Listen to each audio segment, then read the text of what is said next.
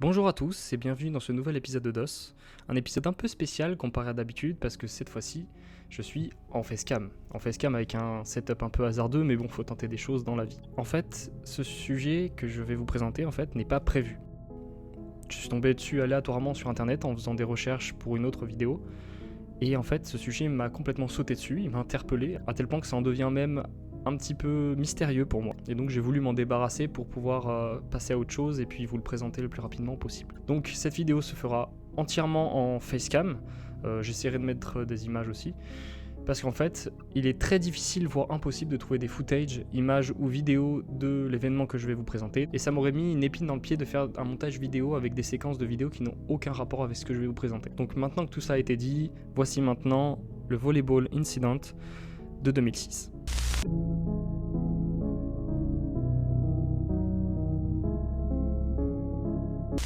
Pour la faire courte, aux États-Unis, et plus précisément dans les États du Dakota ou du Nebraska, un massacre a eu lieu durant un match amical de volleyball faisant environ entre 13 et 25 morts. Et personne ne s'en souviendrait. Et quand je dis que personne ne s'en souviendrait, cela irait des traces médiatiques aux infos sur internet, en passant même par les supposées familles des proches des décédés qui ne se manifesteraient pas ou plus par rapport à ça.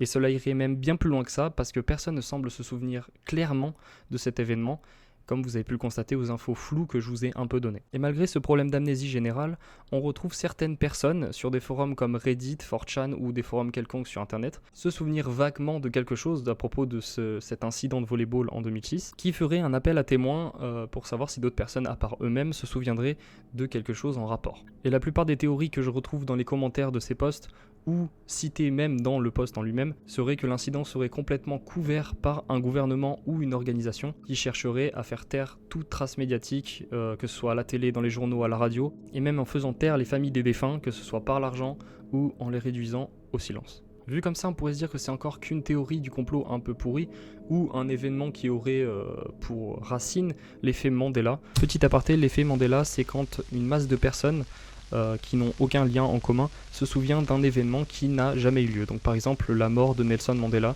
d'où le nom effet Mandela. Et en temps normal, j'aime pas vraiment les théories du complot parce qu'on peut leur faire dire tout et n'importe quoi, parce que les infos sont complètement floues et invérifiables en fait. Mais celle-ci a un grain un petit peu étrange, et il y a quelque chose qui me gêne un petit peu dans tout ça. Et la vraie question dans tout ça, c'est pourquoi créer un événement fictif sur un événement qui est quand même assez inoffensif, puisqu'on parle d'un match de volleyball amical qui plus est. Alors j'ai évidemment tenté de faire des recherches sur internet, mais on ne trouve absolument aucune information quelconque sur un événement de ce type. Un massacre durant un match de volleyball amical en 2006. En tout cas, on trouve rien de plus que les témoignages qu'on retrouve sur Reddit ou sur 4chan, mais je préfère pas trop m'y fier parce qu'on n'est jamais sûr au-delà de 80% que ce soit pas un scam, parce que les gens aiment bien créer des choses, même si c'est pour se moquer des autres. Et même au-delà de ça, je suis même allé voir si on pouvait trouver des informations sur le Bergy Web et même le Dark Web. Et bah il n'y avait rien non plus, mais peut-être parce que je suis pas descendu assez profond, parce que j'avais pas le matériel nécessaire pour pouvoir le faire. Déjà que j'ai vu des choses que je ne voulais pas voir, espérons au moins que je me fasse pas tuer dans mon sommeil. Mais bon, ça c'est mon problème.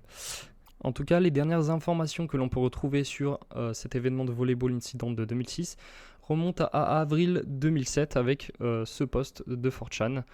Un anonyme spécifiera qu'il était parti en voyage et qu'il avait vu plusieurs fois dans les journaux locaux la mention rapide d'un attentat dans le Dakota. Puis il s'est souvenu alors d'une conversation de café mentionnant rapidement cette histoire. Juste avant d'oublier lentement cet événement comme un fait divers lambda. Enfin, jusqu'à s'en rappeler subtilement en faisant une blague dessus alors qu'il jouait avec deux amis en ligne qui eux apparemment ne connaissaient pas cette histoire et demandaient alors plus d'informations sur l'incident même s'ils ne pouvaient pas en donner.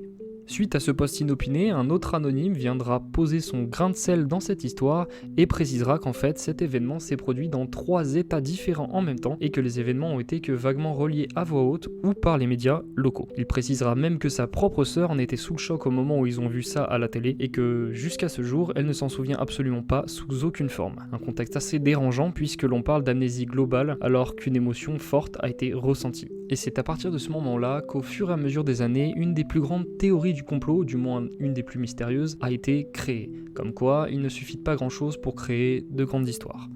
Alors, si on oublie l'effet Mandela qui est complètement inefficace selon moi, je me retrouve avec 4 théories différentes. La première, et souvent la plus citée dans tous les témoignages de 4chan, serait qu'une organisation ou le gouvernement ait décidé d'éliminer une personne dérangeante qui se trouvait sur le lieu de ce match amical de volleyball en 2006. Les 13 et 24 autres victimes seraient alors des dommages collatéraux et cette organisation affiliée aurait décidé de faire taire tous ceux qui étaient présents sur les lieux et qui s'en étaient sortis, ainsi que les familles des défunts, soit par l'argent, soit en les tuant d'une manière identique à celle qui est proposée dans cet événement fictif. La deuxième est identique à la première dans les débuts, sauf que toutes les informations reliées à cet événement auraient été médiatisées comme toutes les autres, sauf que le gouvernement, après coup, aurait décidé de supprimer tout ce qui était relatif à ça, tout en faisant un lavage de cerveau aux populations grâce à des images subliminales projetées à la télé par exemple, et que les seuls qui s'en souviendraient seraient les moins réceptifs à ces images subliminales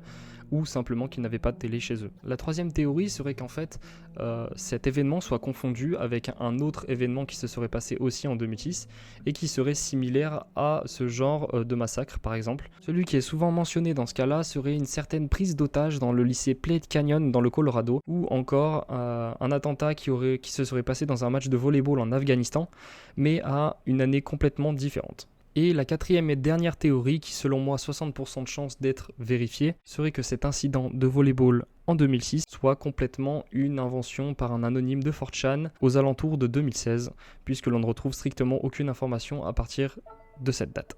Auquel cas il aura réussi à créer une histoire très étrange et très mystérieuse, avec seulement des bouts de ficelle et des informations vagues et floues, et je trouve ça extrêmement intéressant de pouvoir faire ce genre de choses, puisqu'Internet est une des meilleures manières de pouvoir raconter un événement fictif, tout en faisant participer un maximum de personnes pour pouvoir faire proliférer ce genre d'histoire que l'on invente. Et en conclusion de cette histoire, nous faisons face soit à un cas de Lost Media si cette histoire est vraie, soit à une creepypasta créée par un anonyme de 4chan. Et en vérité, c'est ça qui est le plus intéressant avec cette histoire, parce qu'au final, ce qui pousse les gens à croire à ce genre de choses, c'est la non-confiance qui règne envers les organisations dont la puissance nous dépasse complètement, comme par exemple un gouvernement qui a fait déjà plusieurs cachotteries et qui laisserait croire à des secrets encore plus grands, cachés au fin fond de documents qu'on ne retrouvera probablement jamais.